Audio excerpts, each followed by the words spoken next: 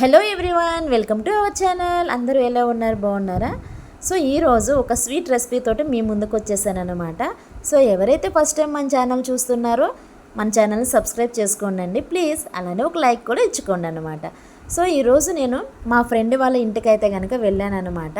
So మా friend వాళ్ళ ఇంటికి నేను వెళ్ళానని తను నా కోసం ఒక స్వీట్ రెసిపీ, అది ఆల్రెడీ చూపించాను కదా, గులాబ్ జామున్ అయితే కనుక ప్రిపేర్ చేస్తుంది అనమాట.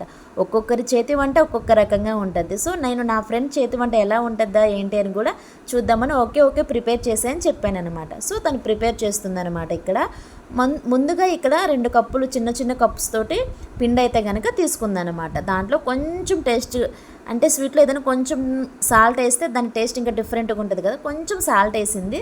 సో మంచిగా కలిపేసుకుంది అనమాట. చపాతీ పిండిలాగా చూస్తున్నారు కదా, చాలా మెత్తగా ఉంది.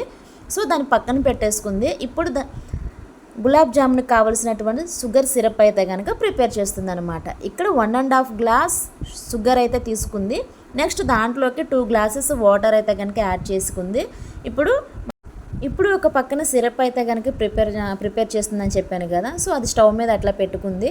ఇప్పుడు కొంచెం చేతికి ఆయిల్ అయితే కనుక అప్లై చేసుకుంది అనమాట. మన ఇష్టం, ఆయిల్ అయినా అప్లై చేసుకోవచ్చు లేదా గీ అయినా అప్లై చేసుకోవచ్చు, అది ఎవరిష్టం వాళ్ళది.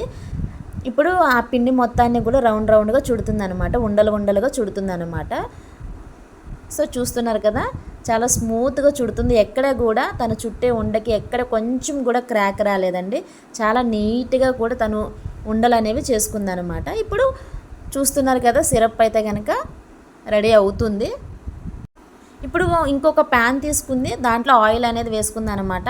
ఎక్కువ హీట్ అవనివ్వలేదు. ఎందుకు ఎక్కువ హీట్ అవనివ్వలేదు కృష్ణ అని అడిగితే, ఎక్కువ హీట్ అయితే మనం వేసుకున్నవన్నీ మాడిపోతాయి కదా. సో నేను అందుకనే లో ఫ్లేమ్లోనే దీన్ని ఫ్రై చేస్తున్నానని చెప్పింది అనమాట. ఓకే అనుకున్నాను. తాను చెప్పింది కూడా కరెక్టేనండి. మనం ఎక్కువ ఫ్లేమ్లో పెట్టుకుంటే కనుక బయట అంతా కూడా మాడిపోతుంది, లోపల సరిగ్గా కుక్ అవ్వదు కదా, పిండిగా ఉంటుంది.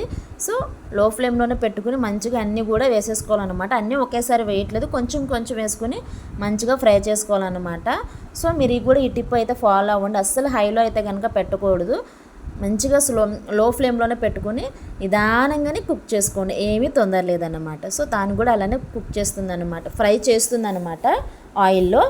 మొత్తం అంతా ఈవెన్గా తను ఫ్రై చేస్తున్నప్పుడు కూడా ఎక్కడైనా క్రాక్ వస్తుందేమో అని అబ్జర్వ్ చేస్తానమాట. ఎక్కడ కూడా క్రాక్ రాలేదు. సో తను ఫస్ట్ పిండి కలుపుకునే విధానం దగ్గర నుంచి అవి మంచిగా ఫ్రై అయ్యేంత వరకు కూడా చాలా జాగ్రత్తగా చేసుకోవాలన్నమాట. సో చూసారు కదా, నీట్గా వచ్చేసినాయి అన్నమాట. గులాబ్ జామ్స్ అయితే కనుక మంచిగా ఫ్రై అయినాయి. దీన్ని తీసుకెళ్ళి ఇప్పుడు షుగర్ సిరప్లో యాడ్ చేసేయడమేనండి. చాలా సింపుల్ కదా. దీనిపైన నా ఫ్రెండ్ వచ్చేసి బాదంతో గార్నిష్ చేసిందనమాట. సో మీకు వీడియో నచ్చినట్లయితే please like and share and subscribe.